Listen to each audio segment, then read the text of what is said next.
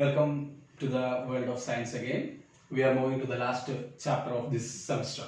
Already we have discussed about 2 chapters in physics and we are moving to the last chapter, and the last chapter is physical quantities and measurement. I'm sure that you have heard about this physical quantities and measurement. As in the beginning I have said that we are going to deal with a new branch of science, that is physics. And here measurement is very familiar to you because in our daily life, every day or even every hours, we will be having certain measurements. If you want to travel, that means if you want to come to the school, you know that you have to start at 6:30, then only you will be reaching by 7 o'clock here. That means you are able to measure how much distance is there from the home to school, or how much time it will take to cover that distance. So there is a calculation, mental calculation is, or mental measurement is there for us for every actions. For example, if your mother wants to make some tea for you, surely she will be having some measured amount of water in the vessel, and surely she will be having a measured amount of sugar and tea powder, and then only you are going to get a good tea. In case of that, if the measurement is very high or the measurement is very less, then the taste of the tea can be varied. So an actual correct accurate measurement is needed if we want to make the things correctly. Another one is that if you want to stitch dresses, surely you will go to the tailor shop and you will be taking the measurement. And we are sure that we are not able to measure the things by seeing. At that time we cannot say that it is a measurement, it's a prediction. It's a prediction for us. For example, the 3 lines are shown here, and if I see, as we are just looking at the figures, at the same second we will be feeling that the last one is little larger than first and second. But these 3 lines are of same length, and this arrow marking is misleading us from the actual measurement. So by seeing that, we are not able to measure it properly, we are just predicting that. Okay, so in case of that, measurement is playing an important role. So in measurement, what is measurement? Measurement is determining the exact value of an unknown quantity by comparing it with a non-fixed quantity of the same kind. Measurement means determining the exact value of an unknown quantity, this unknown quantity, by comparing it with a non-fixed quantity, of the same kind. This is called a measurement. I don't know whether you have understood this statement. For example, if you are going to the shop and you want to buy 1 kilogram of sugar, suddenly what the shopkeeper will do? If he is just taking some amount of sugar and if he is giving to you, and if he is telling that yes, this is 1 kilogram sugar, will you pay the correct exact money for 1 kilogram? No, we are not going to pay. We want to see that the measurement what he is giving to us should be correct and accurate. So what he will do? He will be going through a beam balance. Beam balance is having 2 pans. One side, surely we will keep a known quantity, a non-fixed quantity. What if it is 1 kilogram? He is going to take a 1 kilogram iron bar and he is going to keep in the one pan. Then what he will do? He will be taking the sugar from the packet and he will be adding the sugar. At that time we will be able to know that we do not know what is the quantity of 1 kilogram sugar. It's an unknown quantity, and as he is increasing the quantity, what will happen? The pan will be rising and both pans are equal. We are sure that we were comparing with an unknown fixed quantity to a non-fixed quantity. So if they both are equal, we are satisfied, or we are sure that we will be getting, or the shopkeeper will be giving us 1 kilogram sugar. At that time we will pay for that. Okay, so measurement is the determining the exact value of an unknown quantity by comparing it with a non-fixed quantity of the same kind.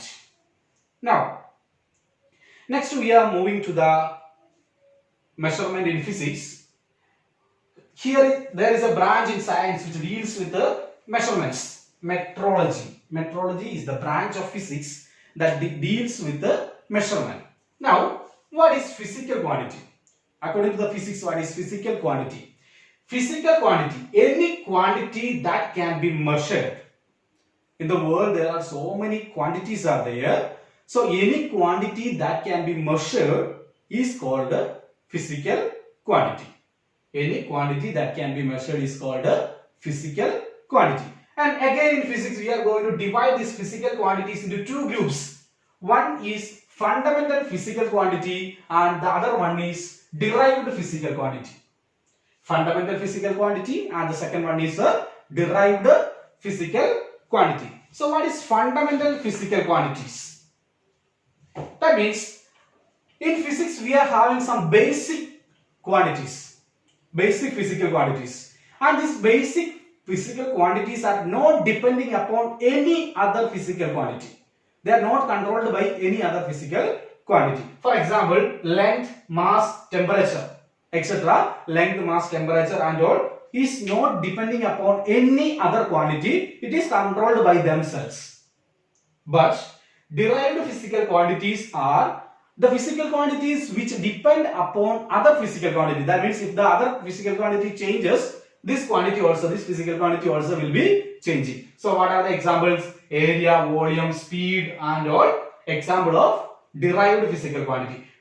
In order to find out the area, side square we will find. Side square. Side is, the one side is in meter, the other side also in meter. If one side is increasing, what will happen? The quantity of area also will be increasing. And volume, same, side into side into side, length into length into length into height into breadth. At that time also, if one quantity changes, the total volume also will be changing. So, physical quantities are the quantity that can be measured and it's divided into two parts. One is fundamental physical quantity and the second one is derived physical quantity. Fundamental physical quantities are not depending upon any other physical quantities and the derived physical quantities are the quantities which is actually depending upon another physical quantity. Now, moving to the next one, traditional units. What are the traditional units? We are sure that nowadays we know we are calculating time in second or the length in meter, kilometer, etc. and all.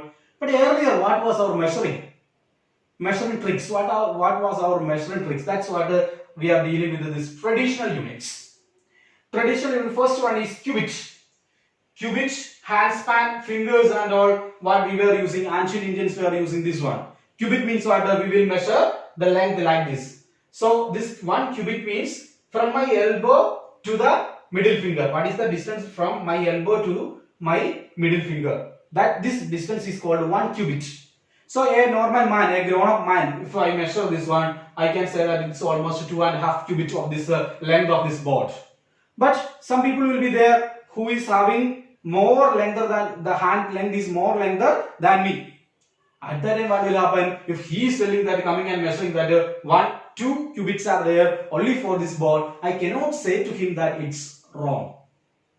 I cannot say to him that it's wrong. It is depending upon person to person. This measurement can be changed. And if a person like you is measuring, then it will become 3 or 3.5. If you say that it's 3.5 cubit, I cannot say that your measurement is wrong. I have to agree with. Then again, what is handspan? Handspan is the measurement like this. The measurement of our, this one is this from the distance from here to here is called one handspan. Then you see fingers also we use to measure, right? Then, if you are going to the European countries, in European countries they were following, instead of this cubit, handspan and fingers and all, they were following foot, pound and second. Foot means the length of our bare foot from the bottom, the back side to the front side. The length of our bare foot is called foot. Then pound is we were using gram and kilogram. Europeans they are using pound for measuring mass. Second time. Second is time. And 1 foot was equal to almost 12 inches. 1 foot means it will be almost equal to 12 inches. 12 inches is equal to 1 foot. Then again, now as I said, foot also can be changed. From the person to person, the length or the length of the bare foot also can be changed, and cubic handspan also can be changed from the person to person. Now, so there will not be a common measurement, the measurement will be changing. So if the measurement is changing from one place to the another measurement, we cannot say another place, we cannot say that it is a measurement, we can say that it's a prediction. It's not a correct actual value. In science means we will be opting the accurate value. Without any error, we need the exact value. Now, then again, if we have to standardize the unit, that means if we are keeping the cubic should not be changing. So as a result, what happens? The scientists have decided to standardize the units. If they have started the standardizing unit, we should be standardizing unit means everywhere in the world this measurement should be same. For example, if it is 1 meter, we are nowadays 1 meter is familiar for us. 1 meter if we measure from India, it will be equal to 1 meter. If you go to the European countries, it will be equal to 1 meter. And if it is going to the American countries, then also it will be 1 meter. It is not going to change from place to place. But these traditional units can be changed from place to place. So that's why we need to standardize the unit.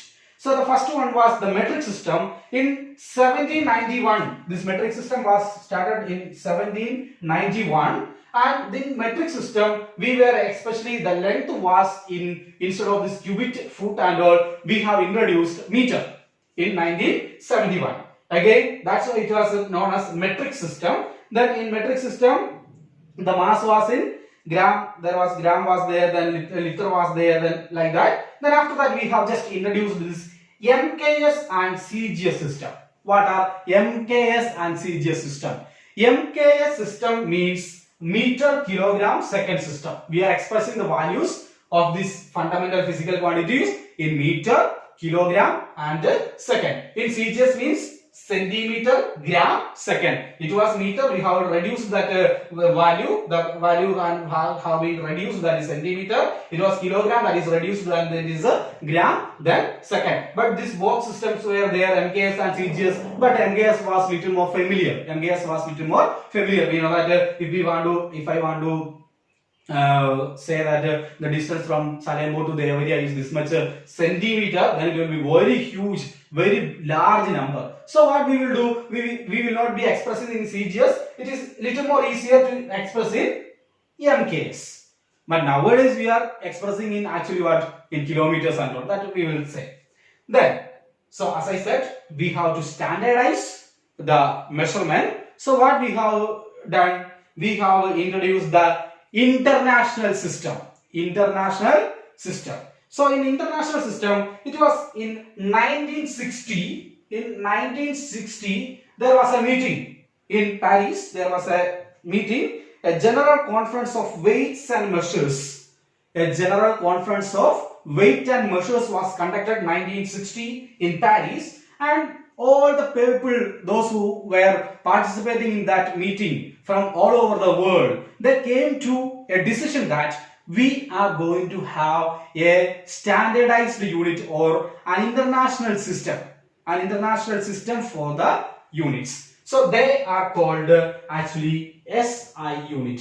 So we in physics, we all are using the SI unit. SI unit of length is in meter. That means everywhere in the world length will be in meter. Then mass is in kilogram, kg. Time, second, small letter s. Temperature, Kelvin, capital K. Electric current is ampere, capital A, representing amount of substance, mole, that you will be knowing in chemistry, and it's represented by MOL, mole.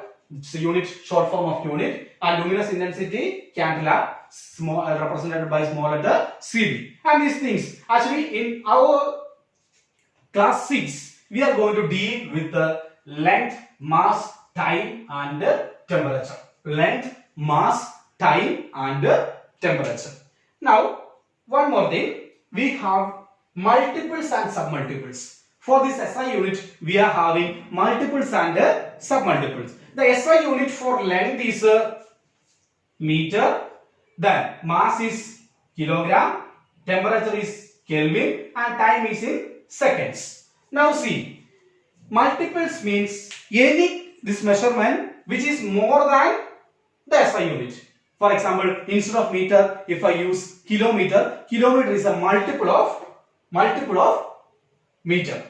So any quantities which is higher than the SI unit are known as multiples, and any quantities which is lower than this SI unit is a submultiple. In meter, centimeter is there, millimeter is there. Both are smaller than meter, so they are submultiples. Kilogram is the SI unit. What are the multiples? Quintal is there, tons are there. Then submultiples, gram and milligram.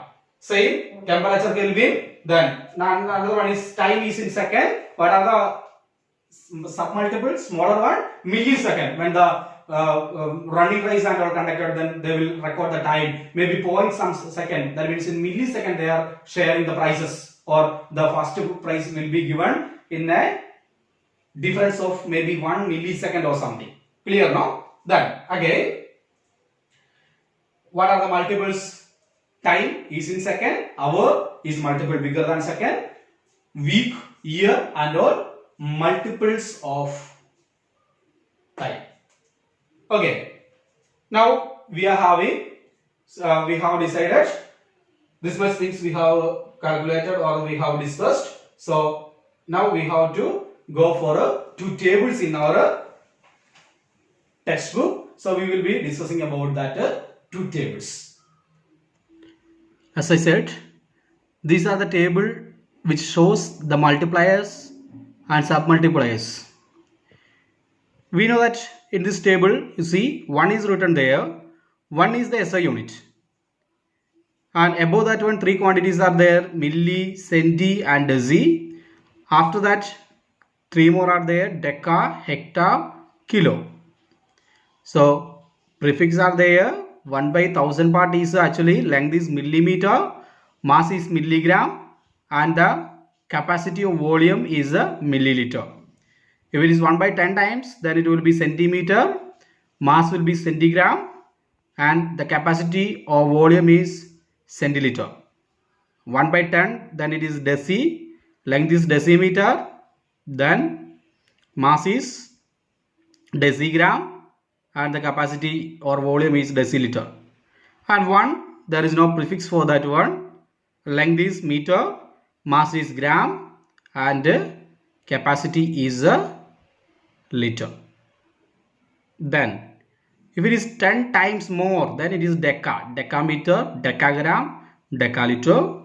Then 100 times, then hecto, hectometer, hectogram, hectoliter, and 1000 times is kilometer, kilogram and kiloliter. These are the multipliers.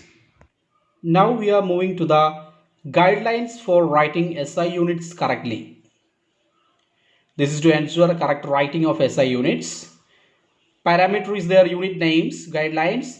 A unit is generally written in small letters. That means meter, we are writing METRE, from M we are writing in small letters. We will never use capital letter. First letter we will never use capital letter. Second also we are writing in small letters. If a unit is derived from the name of a person, its name is always written in small letters. That means if you are writing fully the name Newton, Newton is the name of scientist, but we will be using small letters. Joule is the name of scientist, we will be writing in small letter J, we will not use capital J. Now see the unit symbols. The symbol of a unit is normally written in small letters. That means meter we are representing in small letter M, not capital M. Or second, we are representing in small letters, not capital S. Second one is, if the symbol of the unit is derived from the name of person, it's written in capital letters. That means if we are representing only by the first letter, Newton, we will not represent it by small letter N, we will use the capital N. And ampere, and then in the class we have seen that list, ampere is the unit of current, electric current, and it's represented by capital A, not small letter a. But if we are writing a fully word, we have to use small letters, and if we are writing only one word, If the names and all, we will write capital or we will be writing in small letter. Then third part, if a symbol derived from the name of a person has more than one letters, the first letter of the symbol is capitalized. Pascal is the name. We are using two letters, but first letter only we will use a capital and the second one will be small letter. Hertz is the unit of frequency and we are using H capital and Z is small. And prefix names. Prefix names are written in small letters unless they occur at the beginning of a sentence.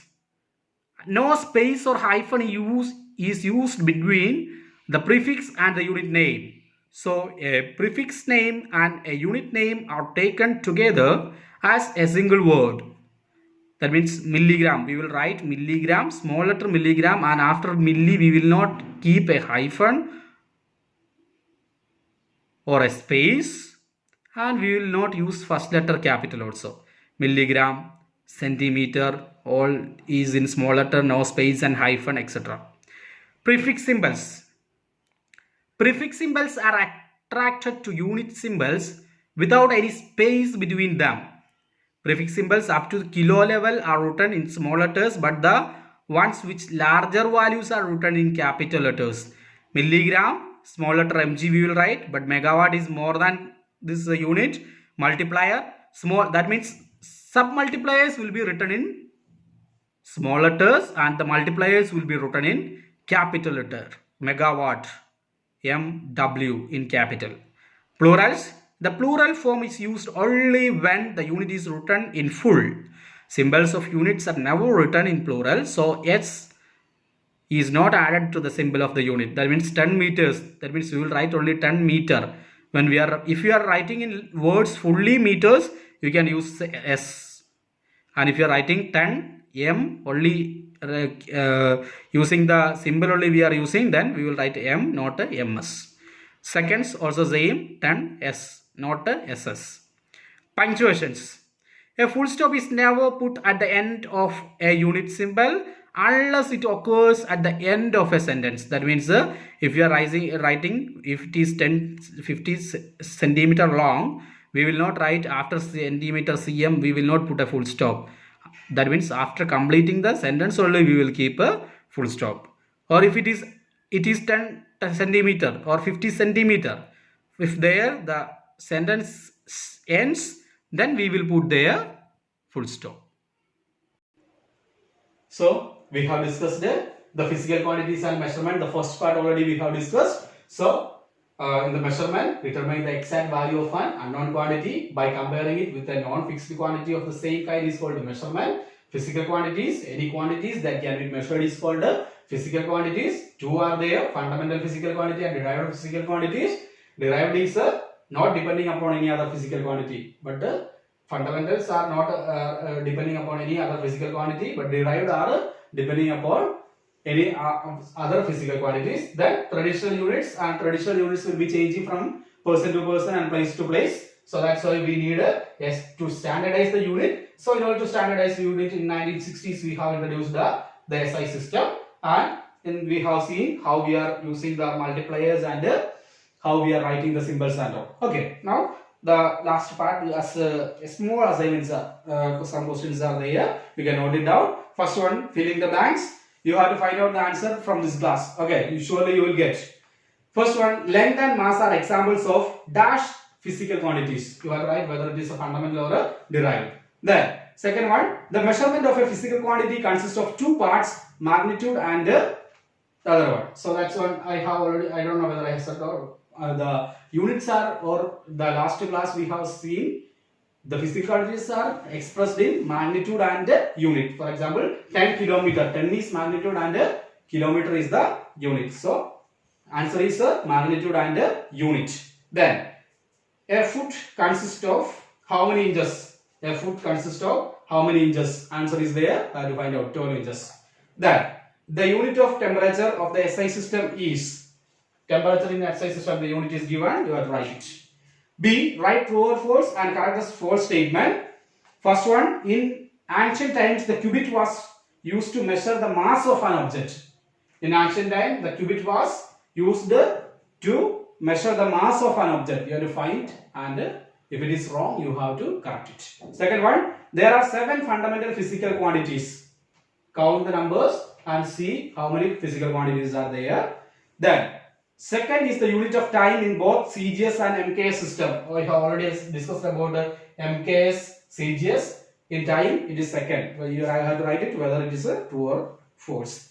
Fourth one, the symbol used for a unit is always written in capital letters. You have to write it true or false. Then, answer the following. First question, what do you understand by the term measurement? What do you understand by the term measurement? Second question, what are derived physical quantities? Give any 2 examples of derived physical quantities. What are derived physical quantities? Give 2 examples. What is the advantage of the metric system over traditional units? What are the third question? What is the advantage of metric system over traditional units? Then last one, fourth question. What are the units of length, mass and time in SI system? What are the unit of length, mass and time in a SI system? So this is the first part of our chapter. Go through the class, and the last part I have given some questions and all. Take your physics copy and write all the answers very well and study. Thank you.